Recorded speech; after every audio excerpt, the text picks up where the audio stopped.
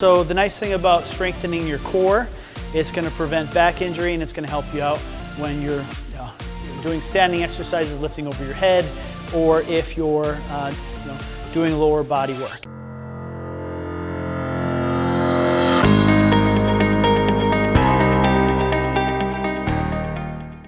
Hi, Brian Steckler here again, certified personal trainer and baby boomer fitness expert. Today I'm going to talk about exercise for people over 60 and the first workout that you should do. So who's this video for? This video is for somebody who maybe in their 50s, they got off track, maybe they had to get through some depression, they had a close relative pass away, or I don't mean to go dark on you, but that's what I see. Or maybe they went through a divorce and they just not worked out, or maybe they're doing positive things like they were focused on their kids or they were focused on their career. So if one of those things happened and knocked you off your track in your 50s, this is the video for you. If you're a power lifter or Olympic athlete or been consistent with your exercise routine in your 40s, 50s, and 60s and you're doing great things, awesome for you. This isn't the video for you, and I don't need to hear about it in the comment section. So here we go. So when people are getting back into a routine for being over the age of 60, what you're going to want to do, what this routine is geared toward, is to help you start building up your workout capacity and working on some big movements. So the big movements are going to let you save time. It's going to be a full body routine. So that's the first part. It's going to save time and it's going to let you work all the major muscle groups that are the most effective for you. The next thing, it's for intensity, how I want you to train. On a scale of 1 to 10, it should feel like a 6 or a 7. The rep ranges that you're going to use is 15 to 20 reps, and you're going to do 3 rounds of each one of these circuits. So that's how you want to approach it. The other thing with this program, outside of increasing your workout capacity, is I want you to get a journal. By having a journal, you're going to be able to see how you're going to be improving week to week to week, or workout to workout to workout, which is going to be very motivating.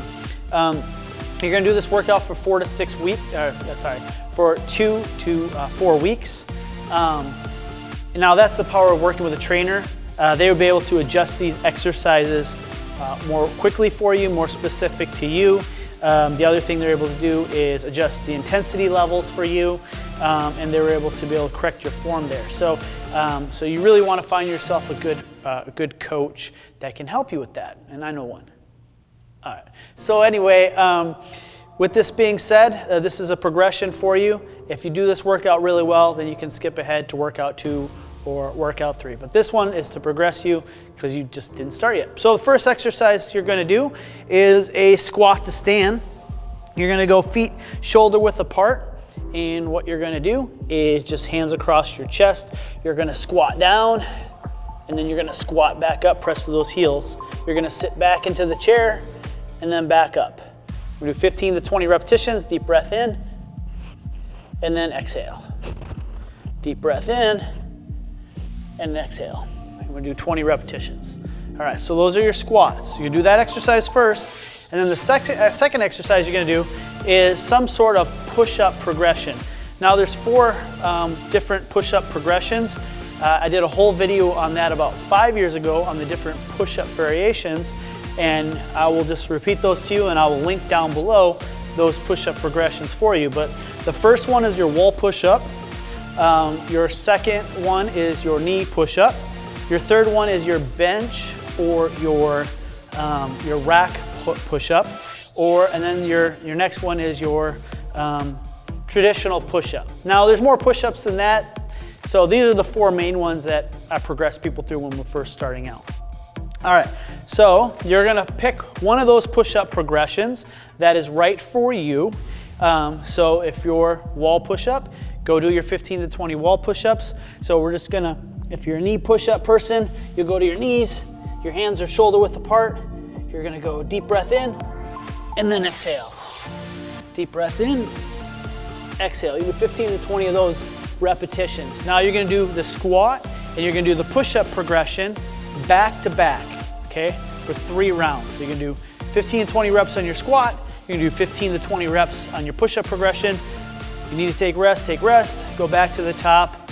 You're resting, write down in your journal, how many reps you did. If you were tight anywhere, go back to the warm-up routine.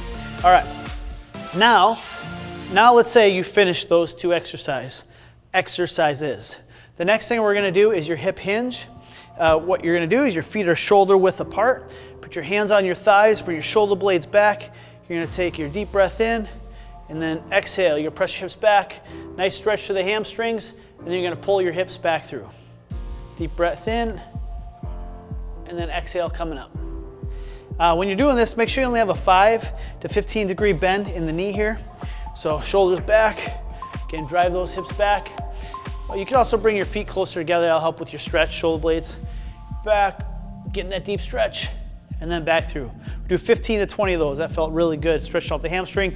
Nice thing about working on just mastering that movement, you're gonna prevent a lot of injuries down the line if you were just to throw a loaded bar and then start to do some hip hinges there.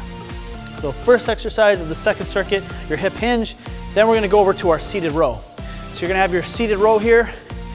Have yourself a nice seat. You're gonna grab a hold of your handle. Your chest is tall. And then what you're gonna do is you're gonna pull this through your belly button, breathe out. Deep breath in. So you're gonna pull in on a count of 1. And back on a count of 3. Pulling through that belly button. All right, you do 15 to 20 of those repetitions.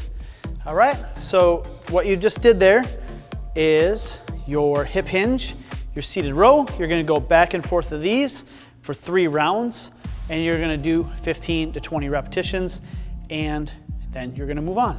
So the next exercise that we're gonna do is your core. So the nice thing about strengthening your core, it's gonna prevent back injury, and it's gonna help you out when you're doing standing exercises, lifting over your head, or if you're doing lower body work. So that's the importance of having a core.